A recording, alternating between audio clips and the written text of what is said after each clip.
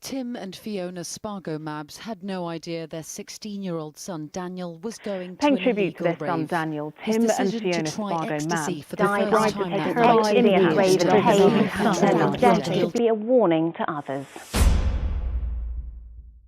Well, when Dan died, everything stopped being normal. Everything stopped being normal. Everything stopped being normal. Everything stopped being normal. Everything stopped being normal. Everything stopped being normal. Everything stopped being normal. Everything stopped being normal.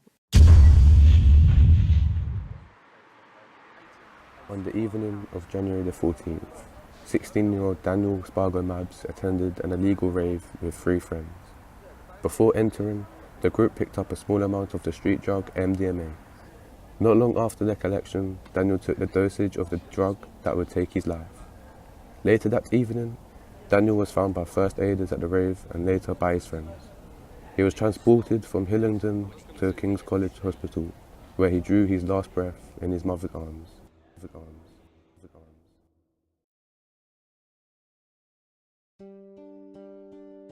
We believe that people's opinions on drugs are crucial to this performance, so we had Ellie, Olivia and Emily ask members of the public for their opinion on drug usage, as well as give them the story of Daniel Spargo Mabs. This is what we got. So what do you think about drugs? I totally oppose them, totally against them. Are you familiar with like their effects? Only through the media and what knowledge you gain through the media, but not personally. Apart from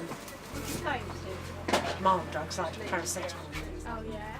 Did you hear a story in the news about 5 years ago? There was a young boy, he went to an illegal rave, took MDMA and he overdosed. Okay. No, I wasn't aware of that one. Okay, so it was a 16-year-old boy called Daniel Spargo Mabs, and he told his parents he was going out for the night, and he actually snuck to his first ever illegal rave.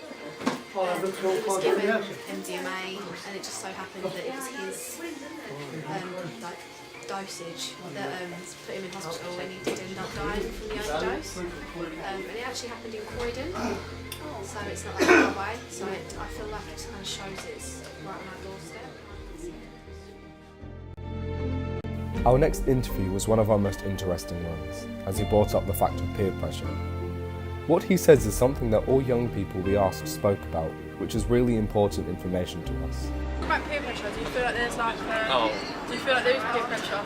Yeah, there's a lot of peer pressure, especially in this country. How does that make you feel? I don't think it's right, but the thing is the more you say about it, the more people won't listen. They just do what they want to do. Yeah. We interviewed Brooklyn and Chloe and asked them about the parties they go to and what happens inside. They gave us some good feedback that we feel can be used within prep for the show. What? Let me see We do go to quite a lot of parties, and the majority now, like drugs with parties, is the balloons, the canisters, and they do they're meant to give you more you see people, it's like you're in their own world, and they're just Gets you a buzz in it. yeah, a good buzz. And drink, obviously, there's a lot of underage drinking that happens in nowadays. I'm not gonna lie, I drink myself. Yeah, the closest thing I've done to it is drink. Drink, yeah, that is quite. But I think it's because it is the most easiest thing to access. But I think everyone will touch a drug once in their life. Just got to experience it. Our next interview is by far our most exciting one, as we got given the opportunity to speak with a real witness who was there the night of Daniel's overdose. We sent Josh on an interview with this person, and he got all the information we needed. We had to recreate this interview, however, as the witness wasn't comfortable with their identity being shared. Jack took the role of the witness, and he introduced all the information he previously heard. This is what was said. So, you were there that night? Yes. Could you talk me through the events of what happened from your perspective? Right. What I can remember is that we arrived by a train, and there was police there already, but we still went in because there was more of us than there were then at the time, I guess. It was a really big place. I think it was a post office. There was, I can't remember how many of us were. There were that many. It's probably the biggest one that I've been to, as a matter of fact. I remember a bit of glass breaking, and it nearly landed on one of my friends' like heads. Like, I remember after she was telling me about how like scared she was from like, because it was like a really big slab of glass and it started chipping away, and apparently it was close to falling. What else? Apparently, I remember there being like commotion at one point. Apparently, like a boy collapsed. But to be fair, at raves like that, you never really. It's not really like unheard of that people collapse. Or wait, hang on a minute. So, someone collapsed and was just lying there, and no one did anything. I wouldn't say nothing, but he was it a he? He? She? I don't know. The boy's name was Daniel. Yes. Daniel, right. I don't remember him, or I don't know who he was, but I just remember there being like a bit of commotion that like someone had fallen over, but that's just what I heard from other people, but nothing was done about it. So people just got on with it? Yeah, I guess. Even the people that knew that he collapsed, they just got on with it? From what I remember, yeah. Like, it wasn't really something where everyone was worried about it and screaming.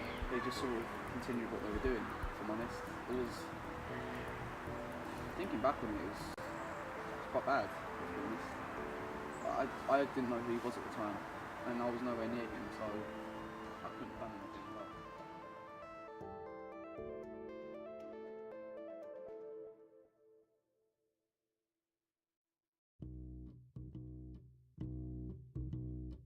People take drugs for a lot of different reasons. Some for health problems, others because they want to show off in front of their friends, or because they're trying to fit in and think it could be fun.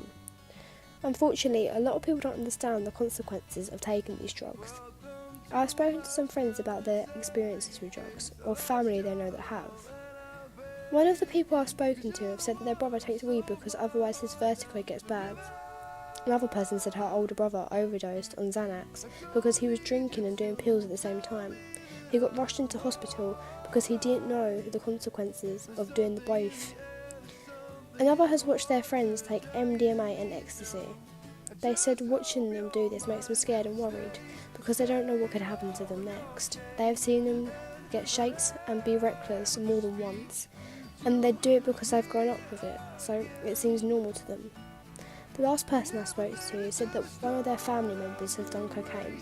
The result of this made them go crazy, and they lost their job, and they didn't want to see his daughter anymore. People take drugs for a lot of different reasons, but what some people don't understand is the consequences that these drugs have. They take them for the rush and excitement, but don't realise what could happen to them, about what could happen next. I think it's so upsetting knowing a lot of people around you do drugs and there's nothing that you can do to stop them, that one day they are fine and the next they can be seriously ill from their actions. Drugs can ruin you and others around you. Daniel's story really helps raise awareness about teenagers taking drugs when not knowing about the risks of taking them.